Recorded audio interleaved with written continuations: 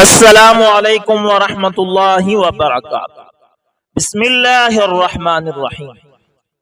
دوستو، آغا شورش کشمیری ایک دن بھٹو صاحب کے پاس گئے تو بھٹو مرحوم نے کہا، آکسفورڈ یونیورسٹی میں میری لڑکی اور لڑکا دونوں پڑھتے ہیں، آپ بھی اپنی لڑکی اور لڑکے کو بھیج دو، حکومت وظیفے دے گی۔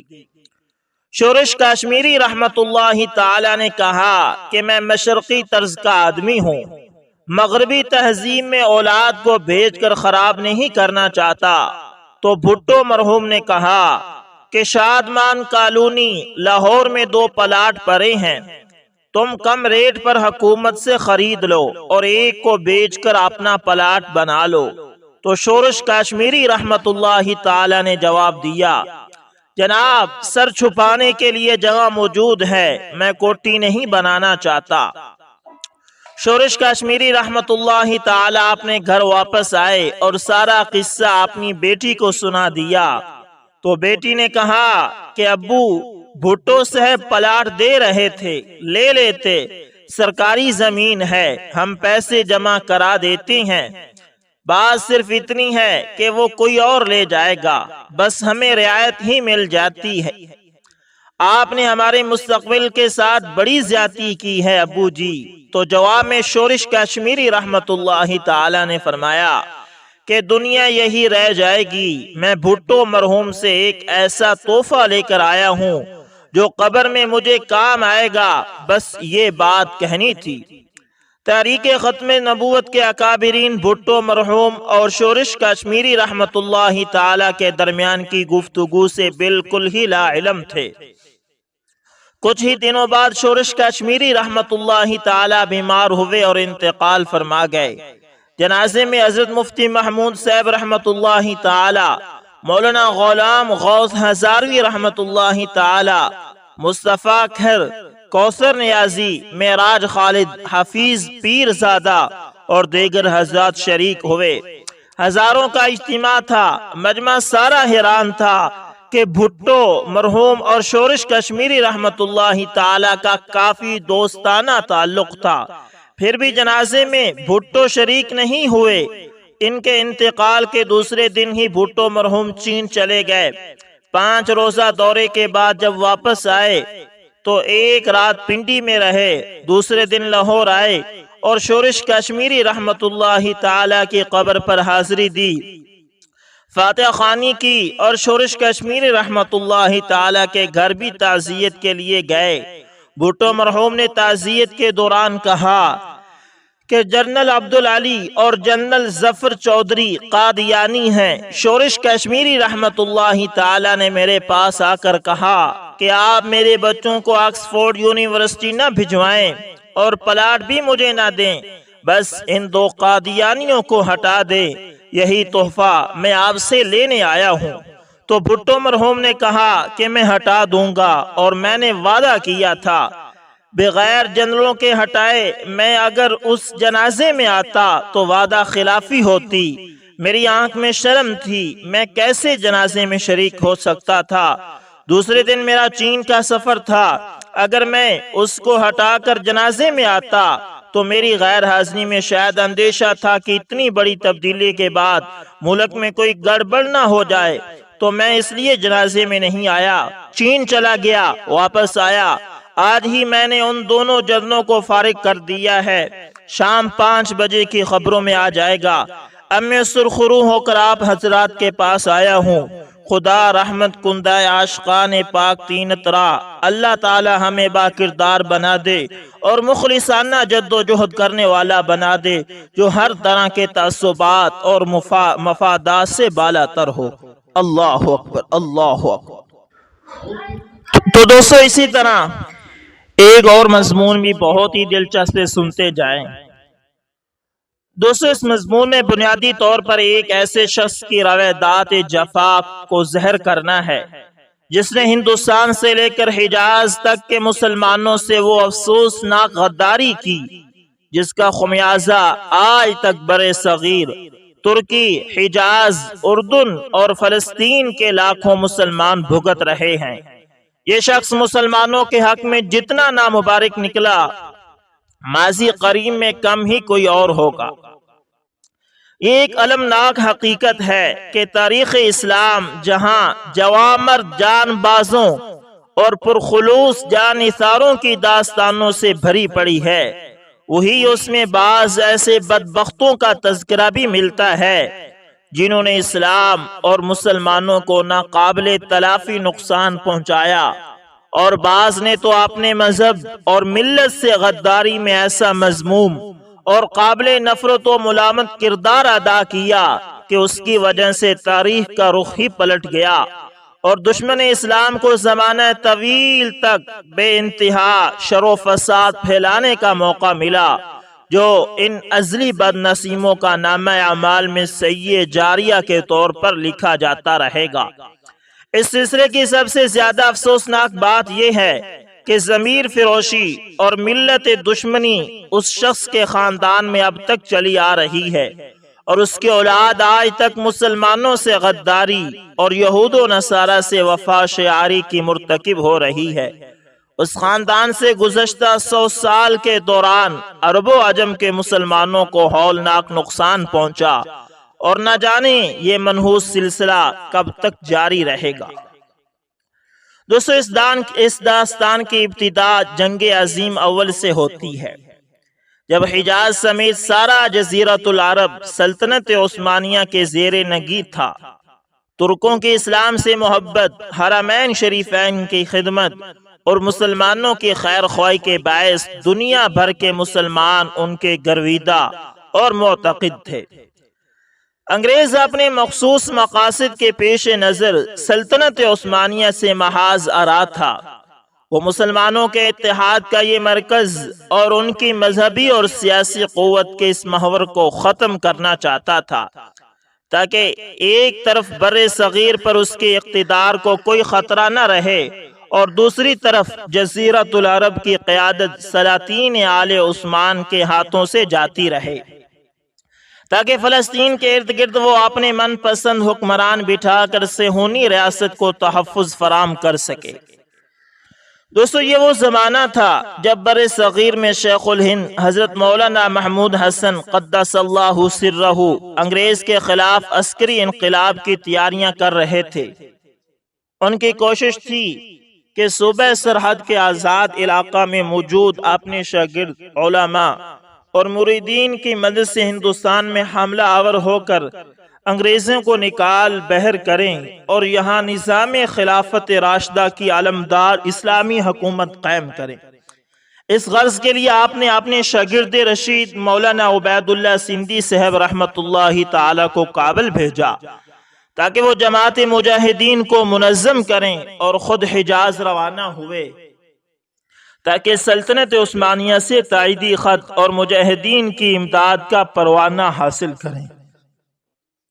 دوستو، اگر یہ منصوبہ کامیاب ہو جاتا تو آج دنیا کا نقشہ کچھ اور ہوتا، مگر اس موقع پر ایک حرمان نصیب شخص آڑے آیا، ایک بدبخت شخص آڑے آیا۔ اس کی ہوس سے جا اور مال نے مسلمانوں کو یہ برا دن دکھایا کہ سرزمین عرب سلاطین عثمانیہ کے مضبوط ہاتھوں سے نکل کر ٹکڑے ٹکڑے ہو کر ان دنیا پرست حکمرانوں کے ہاتھ میں چلی گئی، جو حرمین شریفین کی حفاظت کے لیے یہود و نصارہ کے محتاج ہیں، اور جن کے زیر انتظام سرزمین اسلام کی دولت لٹ لٹ کر نیو یارک اور لندن کو آباد کر رہی ہے۔ اس شخص کا نام شریف حسین تھا، اور یہ مکہ مکرمہ کا والی تھا۔ اس ظالم نے مسلمانوں کے ارمان پر دو دھاری تلوار چلائی۔ ایک طرف تو اس نے یہ کہا کہ مرکز خلافت ترکی والوں کو یقین دلاتا رہا کہ حجاز اور حرمین کے حالات دیکھنے کے لیے میں کافی ہوں، اور آپ لوگ بے کھٹکے اپنی افواج کو انگریزوں کے مقابلے کے لیے دوسرے محاذوں پر بھیج دو۔ دوسری طرف یہ بدبخت انگریزوں کے کہنے پر عربوں کو ترکوں کے خلاف اکساتا رہا اور انہیں خلافت اسلامیہ سے بغاوت پر آمادہ کرتا رہا۔ تیسری طرف اس کم بخت نے یہ حرکت کی کہ جب حضرت شیخ الہند رحمت اللہ تعالی ترکوں کی طرف سے حجاز کے گورنر غالب پاشا سے مسلمانان ہند اور سلطنت عثمانیہ کے جملہ عہدیداران کے نام اپنی جماعت کا خط حاصل کر چکے، جو بعد میں غالب نامہ کے نام سے مشہور ہوا۔ نیز خلافت عثمانیہ کے وزیر جنگ انور پاشا سے ملاقات کر کے اسی مضمون کا ایک خط اس سے بھی لے لیا۔ تو اب آپ چاہتے تھے کہ جلد از جلد افغانستان اور وہاں سے آزاد قبائل پہنچ جائیں، تاکہ مرکز خلافت کی طرف سے تائید و حمایت مل جانے کے سبب جملہ مسلمانان ہند آپ کے ساتھ دیں۔ آپ آزاد قبائل کے مجاہدین کی جماعت کے ساتھ انگریزوں پر بحر سے حاملہ آور ہوں، اور ہندوستان کے چپے چپے پر بسنے والے آپ کے متعلقین اور عام مسلمان اندر سے بغاوت بھرپا کر دیں، تاکہ فرنگی سے آزادی حاصل کر کے اسلامی خلافت کی بنیاد رکھ دی جائے۔ لیکن مذکورہ بالا شخص نے انگریزوں کے کہنے پر اس نازک موقع میں آپ کو مع رفقا کے گرفتار کر لیا، اور پھر آپ کو مصر اور وہاں سے مالٹا بھیج دیا گیا، جہاں آپ نے قید کا طویل زمانہ کاٹا۔ اور نہ صرف یہ کہ ہندوستان آزاد ہو کر مسلمانوں کے ہاتھ نہ آ سکا، بلکہ مقامات مقدسہ بھی اسی شخص کی سازشوں سے عثمانی سلطنت کے زیر نگینہ رہے، اور جزیرہ عرب کے حصے بکھرے کر کے اسے چھوٹی چھوٹی ریاستوں میں تقسیم کر دیا گیا۔ یہاں کی حکومت ان حکمرانوں کے ہاتھوں میں آ گئی جو کثیر وسائل اور بے حساب دولت اکٹھی کرنے کے باوجود اپنے پڑوس میں موجود فلسطینی مسلمانوں کے کسی کام آتے ہیں، اور نہ دنیا کے دیگر حصے میں بسنے والے مسلمانوں کے ان سے کوئی فائدہ پہنچتا ہے۔ مانا کہ یہ لوگ اسرائیل کے عسکری مزاحمت نہیں کر سکتے، لیکن جو فلسطینی مہاجرین پڑوسی ممالک کے کیمپوں میں بستے ہیں، ان کی مالی مدد کر کے ان کو معاشی مسائل سے تو بے پرواہ کر سکتے تھے، تاکہ ان کے نوجوان بے فکر جہاد میں حصہ لے سکیں، لیکن ان سے یہ بھی نہیں ہوتا۔ دوستو، انگریز کے اس گماشتے کو لالچ تھی کہ خلافت عثمانیہ کے سقوط کے بعد اسے حجاز کی حکومت مل جائے گی، لیکن اس کا یہ ارمان پورا نہ ہو سکا۔ آل سعود کے حجاز پر غلبہ پا لینے کے بعد انگریزوں نے اس سے نظریں پھیر لی، اور اسے یہاں سے رسوائی اور ہزیمت اٹھا کر بھاگنا پڑا۔ اس نے شام میں جا کر پناہ لی، اور اس موقع پر انگریزوں نے اسے دوسرا کام سونپا، جس کو اس کے مرنے کے بعد اس کی اولاد آج تک کر رہی ہے۔ اس کم نصیب نے انگریزوں کے بے وفائی مشاہدہ کر لینے کے بعد بھی ان کا اعلیٰ کار بننا منظور کر لیا، اور اس کا خاندان نسل در نسل یہ ذمہ داری پوری کرتا آ رہا ہے۔ اس مرتبہ اسے یہ ذمہ داری دی گئی کہ فلسطین کے مشرقی کنارے کی، جہاں اردن واقع ہے، نگرانی سنبھال لے اور صہیونی مفادات کا تحفظ کرے۔ اس علاقے سے نہ فلسطینی مسلمانوں کو کوئی امداد پہنچ سکے، اور نہ بیرونی دنیا کا فلسطین سے زمینی رابطہ رہے۔ وہ دن اور آج کا دن یہ شخص اور اس کی اولاد فلسطین کے پڑوس میں وہ سب کرتی ہے جس سے یہودیوں کو تحفظ ملے۔ گویا اس نے مسلمان ہو کر فلسطین کے گرد ایسا حصار قائم کر رکھا ہے جس کا فائدہ مظلوم اور محصور فلسطینیوں کو نہیں، غاصب اور جابر یہودیوں کو مل رہا ہے۔ اس کے مرنے کے بعد اس کا ایک بیٹا عراق و شام اور دوسرا اردن کا حکمران بنا۔ عراق و شام کی حکمرانی تو 1958 میں اس خاندان سے چھن گئی، یعنی شریف خاندان سے چھن گئی۔ البتہ اردن ابھی تک ان کے بابرکت ہاتھوں میں ہے۔ اس کے بیٹے عبداللہ بن حسین نے 30 سال حکومت کی، یعنی اس نے 1920 سے 1950 تک اردن پر حکمرانی کی۔ اسی دوران اسرائیل وجود میں آیا، مستحکم ہوا، اور یہ غدار ملت تماشا دیکھتا رہا۔ اس کے بعد شریف حسن کا پوتا طلال بن عبداللہ اردن کا حاکم بنا، لیکن اسے ایک ہی سال حکمرانی نصیب ہوئی، یعنی 1951 سے 1952 تک۔ بعد ازاں دماغی بیماری کی وجہ سے اسے تخت سے دستبردار ہونا پڑا۔ اس کے بعد اس کا پڑپوتا حسین بن طلال حکمران ہوا، جسے دنیا شاہ حسین کے نام سے جانتی ہے۔ اس نے تقریباً نصف صدی تک اردن کو صہیونیت کے تحفظ کا مرکز بنائے رکھا۔ اسی کے دور میں 1967 میں اسرائیل نے حملہ کر کے دریائے اردن کا مغربی کنارہ چھین لیا اور اسے یہودا اور سامرہ نامی دو حصوں میں تقسیم کیا۔ لیکن فلسطینی مہاجرین سے وحشیانہ سلوک کرنے والا یہ حکمران بیمار بطخ کی طرح مریل آواز نکالنے کے علاوہ یہودیوں کو اور کچھ بھی نہ کہہ سکا۔ اسی کے دور میں ملی بھگت سے کی جانے والی ایک مصنوعی جنگ کے بعد بیت المقدس اسرائیل کے حوالے کر دیا، اور اس نے بیت المقدس واپس لینے کی بجائے نہ صرف یہ کہ اسرائیل کو سرکاری طور پر تسلیم کر لیا، بلکہ اسرائیل کے تحفظ کے لیے امریکہ اور برطانیہ کو فوجی اڈے بھی فراہم کیے۔ یہود و نصارہ سے اس کے خصوصی تعلقات کا اندازہ اس سے لگایا جا سکتا ہے کہ اسرائیلی وزیر اعظم اسحاق رابن کے مرنے پر اس نے اس کی قبر پر حاضری دی اور زارو قطار رویا، جبکہ یہودی روایات کے مطابق کسی مسلمان کو یہودیوں کی قبر پر جانے کی اجازت نہیں۔ دوسری طرف جب یہ کینسر میں مبتلا ہو کر صاحب فراش ہوا تو یہودی عبادت خانوں میں اس کی صحت کے لیے خصوصی دعائیں کی گئی۔ یہ ایسا نامبارک شخص تھا کہ صہیونی مفادات کی نگہبانی کے لیے اپنی دینی بھائیوں پر ظلم کرنے سے بھی نہ چوکا۔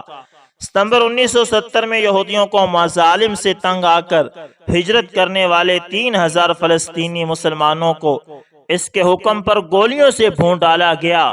فلسطینیوں نے اس مہینے کو سیاہ ستمبر کا نام دیا۔ وہ فلسطینی مہاجرین جو اردن کے مہاجرین کیمپوں سے نکل کر مقبوضہ فلسطین اسرائیل میں کاروائیاں کرتے تھے یا اسرائیل کے خلاف مظاہرے کرتے تھے، ان پر اس نے اتنا تشدد کیا کہ ان کی آواز کو کچل کر رکھ دیا۔ اس کی انہی خدمات کے اعتراف میں دنیا بھر کے چوٹی کے 5 متعصب یہودی اور عیسائی سربراہان مملکت سمیت کئی کافر حکمرانوں نے اس کے جنازے میں شرکت کی اور اسے برے انجام کی طرف رخصت کیا۔ فلسطینی مسلمانوں نے اسے برے القاب دے رکھے تھے، مگر اسرائیل نے اس کے نام پر ایک سڑک کا نام رکھا جو غداران ملت کے لیے جہنم کی طرف رہنمائی کرتی رہے گی۔ آج کل اس کا لڑکا شاہ عبداللہ حکمران ہے، اس کی ماں برطانوی عیسائی ہے۔ شاہ حسین کی 2 بیویاں تھیں، ایک امریکی یہودی اور دوسری برطانوی عیسائی۔ اس سے بھی یہود و نصارہ کے ساتھ قریبی رابطوں کا اندازہ لگایا جا سکتا ہے۔ شاہ عبداللہ کی تربیت خصوصی طور پر غیر اسلامی انداز میں کی گئی ہے، اور یہ اپنے باپ کے نقش قدم پر چلتے ہوئے وہ سب کچھ کر رہا ہے جس سے فلسطینی مسلمانوں کے زخم بڑے ہوتے رہے اور انہیں اپنے پڑوس سے کوئی مدد نہ مل سکے۔ دیکھیے کب قدرت کا دست انتظام حرکت میں آتا ہے اور یہ خاندان اپنے انجام کو پہنچتا ہے۔ دوستو، ظلم نے ایک نہ ایک دن مٹنا ہی ہوتا ہے، بس اللہ تعالیٰ کچھ ڈھیل دیتے ہیں۔ اگر بندہ توبہ نہ کرے تو پھر اللہ تعالیٰ کی پکڑ آتی ہے۔ یہ کب تک اقتدار میں رہیں گے؟ کب تک غیروں کا اعلیٰ کار بن کر اپنے بھائیوں پر ظلم ڈھاتے رہیں گے؟ آخر اللہ کی قدرت کو بھی تو جوش آنا ہے نا۔ ان بطش ربک لشدید، تیرے رب کی پکڑ بڑی سخت ہے۔ اللہ ظالموں کو کچھ ڈھیل تو دیتا ہے، لیکن پھر جب ان کی رسی کھینچتا ہے نا تو پھر سب کچھ برابر کر دیتا ہے۔ تو اللہ تعالیٰ سے دعا کریں کہ اللہ تعالیٰ مسلمانوں کی مدد کرے۔ ہم اپنے بھائیوں کے لیے مانگیں، اللہ سے مانگیں کہ اللہ مسلمان جہاں بھی بستے ہیں اللہ جی ان کی مدد فرما۔ تو امید کرتا ہوں ویڈیو اچھی لگی ہوگی۔ اگر آپ لوگوں کو پسند آئے تو لائک شیئر کومنٹ لازمی کریں، اور اگر آپ ہمارے چینل AS انفارمیشن TV پر نئے ہیں تو دوستو اس کو بھی لازمی سبسکرائب کر لیں اور ساتھ میں بیل کے نشان کو دبانا نہ بھولیے گا، تاکہ ہر نئی آنے والی ویڈیو کا نوٹیفیکیشن آپ لوگوں تک پہنچتا رہے۔ دوستو ملتے ہیں کسی نیکسٹ اچھی سی ویڈیو کے اندر، تب تک کے لیے اللہ حافظ، جزاکم اللہ خیر۔